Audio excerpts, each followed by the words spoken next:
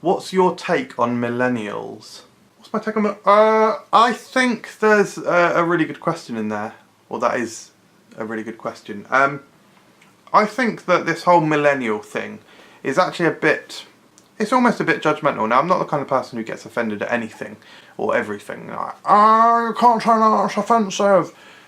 I'm not saying that. I'm saying that the term millennial is a bit of a narrow-minded concept. It's like, because usually it is used in a derogatory way. It's like saying, oh, millennials will never know the value of not having a phone to text people or whatever.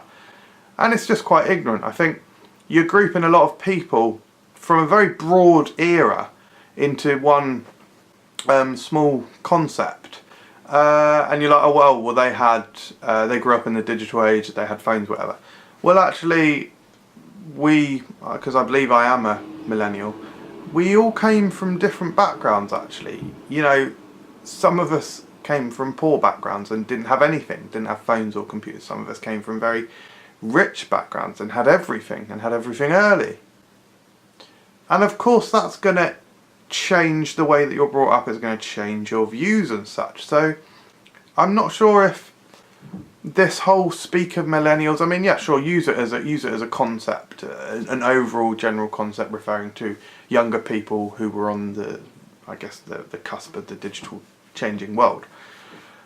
But technology is always going through some form of evolution. And I don't see how it's useful or helpful to have these kinds of conversations. As I say, they largely are negative, so what is it? Perhaps where it comes in useful more is saying, oh, that person has a jar and a salad. They're a dick. That's probably, but also it's your prerogative. If you want to make it more difficult for yourself to consume food and do so in a pretentious way, I guess you can do that. Well, you certainly can, because you can put lettuce and some croutons in a jar. And that's stupid. What's your opinion on HS2? High Speed 2 Railway, I believe you're referring to. HS2. It's great. Yeah, connecting the country is definitely better. I think I said in a previous episode regarding my political views that I'm largely liberal. And you see people getting upset because they're going to build a train near their house. Or, oh, you've got to knock down my house and I'm going to get money for it. I liked living there. Again, it comes down to the whole... there's almost no concept of ownership. Why are you entitled to that? Because you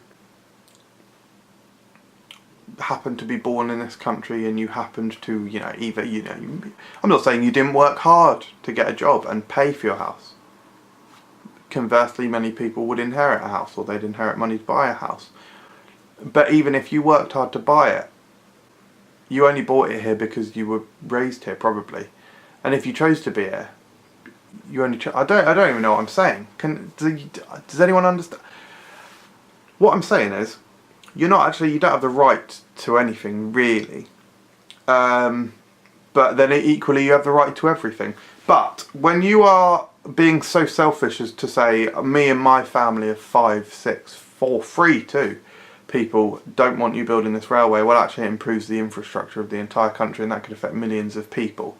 So I think that the benefit for the millions is better than the benefit for the few. It's, yeah, and I know there's obviously more than one house that's going to be affected by High Speed 2, but it's also it's a good thing. It improves connections across the whole country, and that's not a bad thing at all. That's a completely normal thing to want.